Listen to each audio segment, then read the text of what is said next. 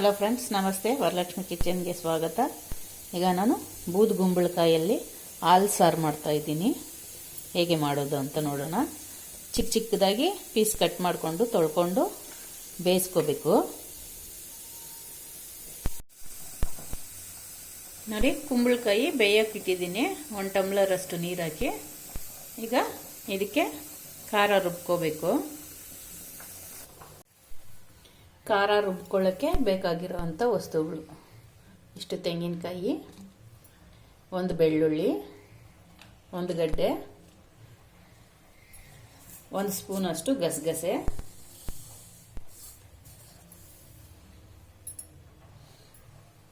ಮೆಣಸಿನ ಕಾಳು 10, ಅರ್ಧ ಸ್ಪೂನಷ್ಟು ಅರಿಶಿನ. ಇದೆಲ್ಲ ಹಾಕಿ ರುಬ್ಕೋಬೇಕೀಗ. ರುಬ್ಕೊಂಡು ಕುಂಬಳಕಾಯಿಗೆ ಸೇರಿಸ್ಕೋಬೇಕು. ರುಬ್ಕೊಂಡಿದ್ದಾಯಿತು. ಕುಂಬಳಕಾಯಿಗೆ ಸೇರಿಸ್ಕೋಬೇಕು. ಕುಂಬಳಕಾಯಿ ಬೆಂದಿದೆಯಾ ಅಂತ ನೋಡ್ಕೋಬೇಕು.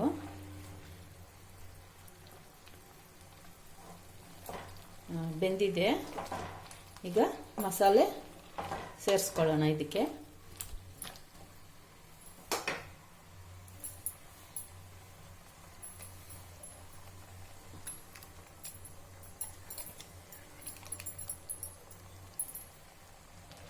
ಲೈಟಾಗಿ ಚಿಲ್ಲಿ ಪೌಡ್ರ್ ಸೇರಿಸ್ಕೊತಾ ಇದ್ದೀನಿ.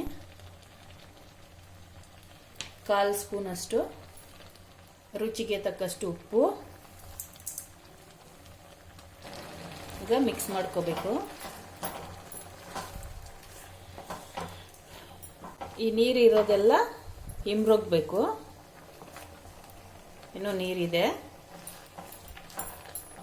ಈ ನೀರಲ್ಲೇ ಬೇಯಲಿ ಕುಂಬಳಕಾಯಿ. ಎಣ್ಣೆ ಇಲ್ದಿರ ಹಾಲಿನ ಸಾರು ಬೇಯಲಿ. ಒಂದು 5 ನಿಮಿಷ. 5 ನಿಮಿಷ ಆಗಿದೆ.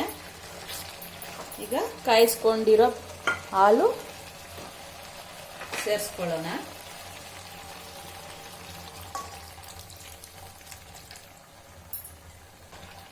ಐದು ನಿಮಿಷ ಕುದಿಬೇಕು.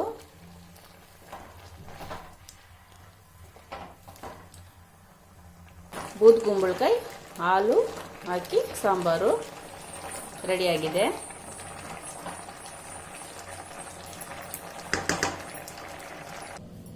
ನೋಡಿ ಫ್ರೆಂಡ್ಸ್, ಬೂದು ಕುಂಬಳಕಾಯಿನ ಸಾಂಬಾರು ರೆಡಿಯಾಗಿದೆ. ನೀವು ಈ ಥರ ಮಾಡಿ ತಿನ್ನಿ. ಇಷ್ಟ ಆದರೆ ಲೈಕ್ ಮಾಡಿ, ಶೇರ್ ಮಾಡಿ, ಸಬ್ಸ್ಕ್ರೈಬ್ ಮಾಡಿ. ನನ್ನ ಚಾನಲ್ ನೋಡಿದ್ದಕ್ಕೆ ಧನ್ಯವಾದಗಳು.